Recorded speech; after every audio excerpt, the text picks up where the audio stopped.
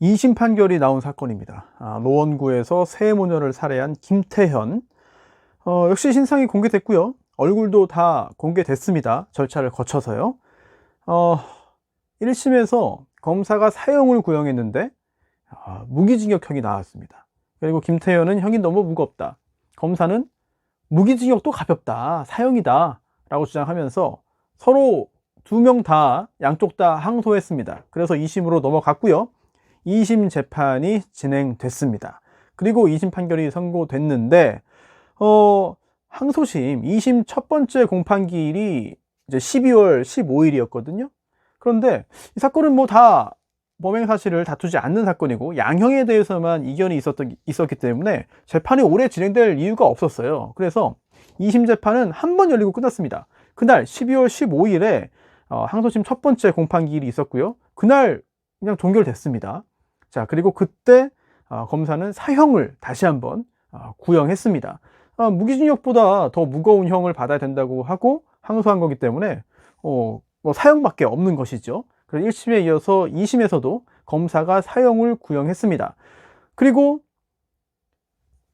이번 주 수요일에 나온 그 선고는요, 양쪽의 항소를 다 기각했습니다. 즉 1심의 무기징역형이 타당하다라고 2심 역시 판단한 건데요. 그런데 이 재판에는 약간 좀 특이한 부분이 있습니다.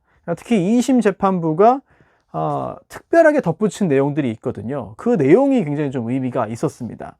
자, 다시 한번 이 사건 벌어졌을 당시로 좀 돌아갈 텐데요. 벌써 이게 10개월 지났습니다. 작년 3월이에요. 네. 작년 3월에 이제 온라인 게임에서 알게 된 거예요. 처음에는 이제 뭐 여자친구다, 애인이다, 뭐 만나던 사람이다 그랬는데 그게 아니었던 거죠. 네. 알고 봤더니 그냥 온라인 게임, 리그 오브 레전드, 그 롤에서 알게 된 한 여성이 만나자고 했는데 만나주지 않으니까 앙심을 품은 겁니다. 그래서 이제 집으로 찾아간 거예요. 집으로 찾아가서 집으로 들어간 후에 동생을 찔러 죽이고, 그 다음에 집에 들어온 엄마까지 찔러 죽이고, 그 다음에 퇴근해서 집에 돌아온 그 피해자 A씨까지 살해했습니다. 당시 범행을 다시 한번 살펴보면은 집이 있던 노원구 근처에 있는 한 슈퍼에 들어가서 흉기를 훔쳤습니다. 흉기를 훔쳤는데 또 그걸 가지고 살해한 거예요. 그때 이제 슈퍼 주인이 의심할까봐 그 훔친 흉기는 감추고 다른 물건 산 다음에 현금으로 또 결제를 했어요. 그 다음에 밖으로 나왔거든요. 그래서 이 범행 당일에 휴대전화로 검색을 하는데요. 검색한 검색어가 급소, 사람 빨리 죽이는 방법, 이런 것들을 검색합니다. 그래서 목을 찌르기로 결정을 하죠. 목을 찌르면 금방 죽는다 라고 생각을 한 겁니다. 그래서 그날 범행 당일 오후 5시 30분경에 이제 노원구 중계동에 있는 그 피해자의 집 앞으로 찾아갑니다. 그래서 여기서 결국 문 안으로 들어가야 이 범행을 하는 거잖아요. 범죄자 입장에서는. 그러면 문을 뭐 강제로 열고 들어가든, 아니면 누가 들어갈 때 따라 들어가든, 아니면 문을 열게 만들든 여러 가지 방법이 있을 거예요. 뭐 창문으로 들어가든. 하지만 그게 안 되니까 택배 기사가 아니라 퀵 서비스 기사로 이제 위장을 했습니다. 그래서 집 앞에 찾아간 거예요. 그래서 그때는 집에 여동생만 있었거든요. 동생한테 퀵 서비스 왔다. 왜냐면 택배랑은 좀 다릅니다. 택배는 최근에 뭐 왔다는 말도 안 하고 놓고 가는 경우도 있잖아요. 또는 뭐 초인증만 누르고 가는 경우도 있고. 근데 퀵 서비스는 말 그대로 정말 와서 대면 전달하는 경우가 많으니까. 그래서 나와서 받아라 라고 말을 했는데, 동생이 그냥 물건 놓고 문 앞에 놓고 가라 라고 말을 했습니다. 그러자 이제 이 김태현이 그렇게 한 것처럼 물건을 놓고 옆에 기다리고 있었어요. 언젠가는 문 열고 나올 것이다. 그때 들어가자 라고 생각을 하고 옆에 기다리고 있었습니다. 아니나 다를까 잠시 후에 이제 문을 열고 물건이 뭔가 확인하러 이제 문을 열었습니다. 동생이. 그러니까 그때 기다리고 있다가 확 밀치고 들어가서 집안에 침입하는 데 성공을 하고요. 이때 그 A씨의 여동생을 먼저 살해했습니다. 그리고 밤 10시 반에 그때 이제 엄마가 또 귀가했거든요. 그래서 그 엄마도 살해를 하고요. 또 11시 반, 또 그 1시간 후죠. 11시 반에 이 피해자 A씨가 귀가했어요. 이제 이 사람은 이제 얼굴을 아는 거잖아요. 그래서 엄마와 동생은 어딨냐? 이제 걱정이 되죠. 물어봤더니 뭐 보냈다 라고 말을 하고 이어서 A씨까지 살해했습니다. 이렇게 살해한 후에도 뭐 기이한 행동들을 하는 거죠. 그 집 안에서 뭘 또 먹고 마시고 상당히 긴 시간 동안 머물면서 그 후에 그런 사실이 알려지면서 많은 사람들이 분노했고요. 또 굉장히 좀 무서움을 느낄 수밖에 없었던 그 사건이죠. 자, 그 후에 이제 체포가 됐습니다. 범행 사실 자백을 했고요. 재판이 이어졌는데, 하지만 내가 죽였다, 내가 누구를 어떻게 죽였다라는 거는 다 자백을 했습니다만, 범행 동기나 범행 당시의 심경 등에 대해서는 이렇게 주장을 했어요. 애초에 나는 그 여자 A씨만 죽이려고 한 거다. 그리고 다른 가족에 대한 살해는 우발적이었다 라고 주장을 했고요. 반면 검찰은 전체 범행이 계획적이었다. 뭐는 계획이고 뭐는 우발이고 그렇게 나눌 수가 없는 것이다. 전체가 계획적이었다면서 사형을 구형했습니다. 당시 1심에서는요. 무기징역을 선고했어요. 그러면서 가족 살해가 우발적이라고 볼 수 없다. 특히 A씨의 동생이나 어머니는 이 김태형과 아무 관계가 없는 사람이다. 그런데도 결국은 이 A씨를 죽이기 위한 과정에서 그 범죄의 수단으로서 살해된 거다. 전체를 계획범죄로 봤습니다. 네, 검사의 주장이 인정된 거죠. 하지만 다른 중대사건과 양형의 형평성을 고려하면 무기징역형이 타당하다라고 보면서 1심에서 무기징역을 선고했습니다. 그리고 이번 2심인데요. 이번 2심도 역시 무기징역형이 타당하다고 보긴 했어요. 그런데 그러면서 특별히 언급한 내용들이 상당히 좀 중요합니다. 첫 번째 이렇게 봤습니다. 물론 이 김태현의 범죄가 대단히 흉악하고 죄질이 좋지 않고 엄벌에 처해야 한다는 거는 말을 했습니다. 그러면서 덧붙인 게, 하지만 우리나라는 지난 25년 동안 사형이 집행되지 않고 있다. 그래서 국제인권단체로부터 사실상의 사형 폐지국으로 분류되고 있다. 결국 사형은 형벌로서의 실효성을 상실했다라고 보고 있습니다. 즉 사형감이 아니라서 사형을 선고하는 게 아니라, 사형은 우리 법에 사형이라는 게 존재하고 있지만, 이론적으로는 또 선고할 수도 있지만 집행이 되지 않는데, 그렇다면은 집행이 되지 않기 때문에 설령 선고한다 하더라도 실효성이 없다. 아니 집행도 안 할 거를 뭐하러 선고하냐, 이런 취지로 이해가 됩니다. 즉 사형은 이미 형벌로서의 실효성을 상실했다라고 본 거예요. 자, 그리고 그렇다면 사형이 아니라면 무기징역입니다. 1심도 그랬고요. 근데 이 무기징역형에는 여러 가지 그 단점이 있습니다. 즉 저희가 이 채널을 통해서도 여러 번 말씀드렸습니다만, 우리나라에는 종신형이 없어요. 왜냐하면 무기징역형이 있다 하지만 기한이 없는, 죽을 때까지 쭉 옥살이 하는 걸로 이해가 됩니다만, 그렇지 않습니다. 가석방이 있어요. 그래서 무기징역형이 확정돼 가지고 무기수가 돼서 복역 중이라 하더라도 형법에 따라 가지고 20년 복역하면은 가석방 심사 대상이 되거든요.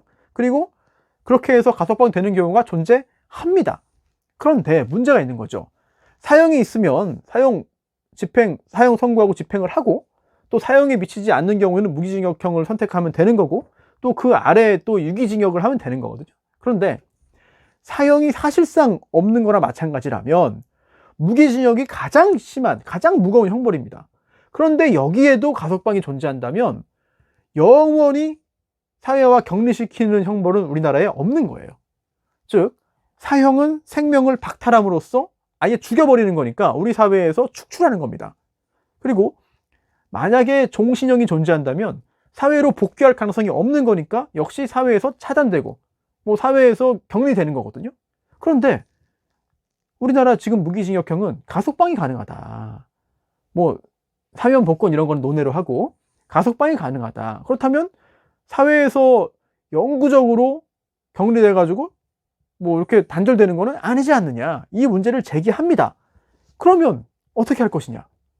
그럼 사형을 선고하거나 아니면 어떻게 할 것이냐? 근데 일단 그래서 전제를 한 거예요.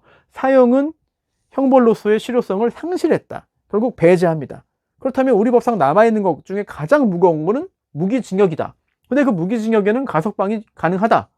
그러면 저는, 자, 그러면 2심 재판부는 무기징역형을 선고하되 가석방 못하도록 하겠습니다.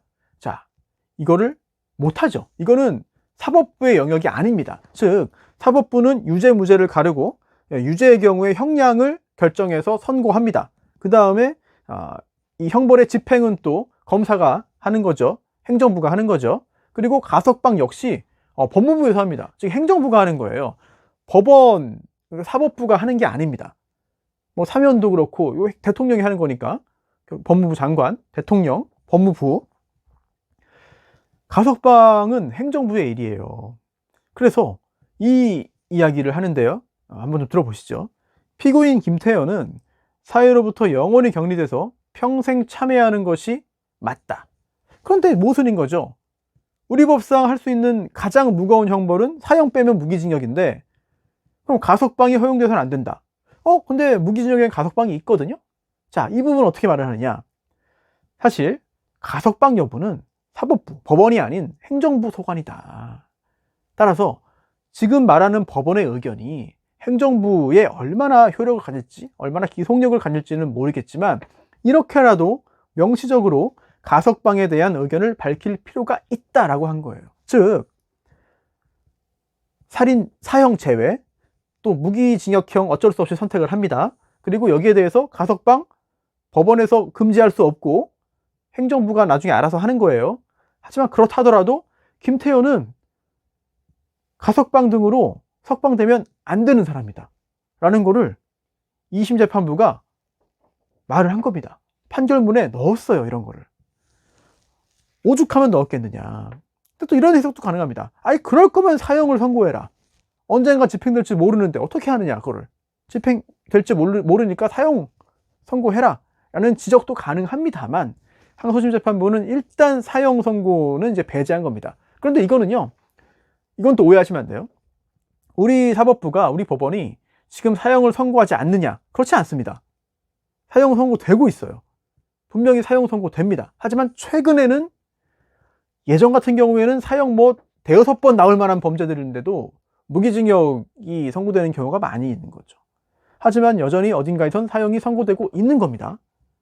그래서 뭐 법적으로 불가능은 아닌데, 이 항소심 재판부는 이렇게 해석을 한 거죠. 실효성 없다, 사형은 이미. 그렇기 때문에 무기징역형을 선고하고, 다만 행정부가 가석방을 해줄 수 있지만 가석방 되면 안 된다고 본다 라는 거를 판결문에 넣었습니다. 이렇게 명시적으로 가석방에 대한, 김태형 가석방에 대한 의견은, 법원의 의견이 이제 밝혀진 거고요. 다만 그렇다 하더라도 나중에 뭐 이제 행정부에서 가석방 시켜줄 수는 있는 거예요. 물론 뭐 범죄의 상황, 범죄의 양태, 그리고 또 앞으로 그 행형을 어떻게 할지, 뭐 얼마나 모범적으로 할지는 모르겠습니다만, 이 26살의 김태현이 이제 26이기 때문에 무기형이 확정되면은 상당히 긴 시간을 일단 복역을 해야 됩니다. 과연 어떠한 복역을 할지, 어떻게 복역을 할지는 뭐 알기는 힘듭니다만, 설령 모범적인 생활을 한다더라도 가석방 되기는 쉽지 않게 만들기 위한 것이 이번 2심 재판부의 의견이다 라는 것을 확인할 수 있겠고요. 2심에서도 무기징역형이 유지되자 이제 김태현은 뭐 고개를 떨군 채 뭐 조용히 듣고 있다가 다시 돌아갔다라고 하는데요. 대법원으로 넘어갈 거예요. 하지만 물론 이제 그 검사가 사형이 옳다라고 해가지고 상고를 뭐 하지는 않을지 몰라도, 김태현이 이 형의 확정을 조금이라도 좀 뒤로 미루기 위해서 아마 상고를 하고 이 사건이 대법원으로 갈 수도 있습니다. 왜냐하면 이것도 이렇게 봐야 돼요. 꼭 뭐가 바뀌기를 기대해서라기보다는 확정되면은 교도소로 가거든요. 그러면은 지금은 구치소에 있으니까 아무리 뭐 자백을 했고 뭐 중형이 확실하다 하더라도 구치소에 있으면 미결수입니다. 확정이 안 된 거예요, 형이. 기결수가 아니잖아요. 그래서 여러 가지 교도소에 가서 무기징역형을 복역하는 것보다는 훨씬 수월합니다. 면회도 하루에 한 번씩 되고 그렇잖아요. 네, 변호사라도 이제 만날 수 있고 계속해서 또 노역도 하지 않고 이런 거기 때문에 교도소로 가는 것을 늦추기 위해서 계속해서 뭐 실제 법정 싸움을 하려는 것이 아니라 뭐 항소에서 2심 가고 또 상고에서 대법원까지 가면서 그 기간만이라도 좀 뒤로 미루기 위해서 교도소 가지 않고 구치소에 좀 조금이라도 더 있기 위해서 노력하는 경우가 많죠. 하지만 김태현은 뭐 어차피 무기징역이니까 그게 큰 의미는 없을 거예요. 네. 어쨌든 이렇게 3명의 뭐 아무 잘못 없는 사람을 무참하게 살해하고 신상도 공개된 노원구 세모녀 살해 사건의 김태현, 참 26살의 김태현이 무기징역형 확정 직전 단계까지 갔습니다. 앞으로 대법원까지 간다면 또 대법원에서 어떤 판단 내리고 최종적으로 어떤 결론이 나올지 그때 다시 한번 정리해서 말씀을 드리겠습니다.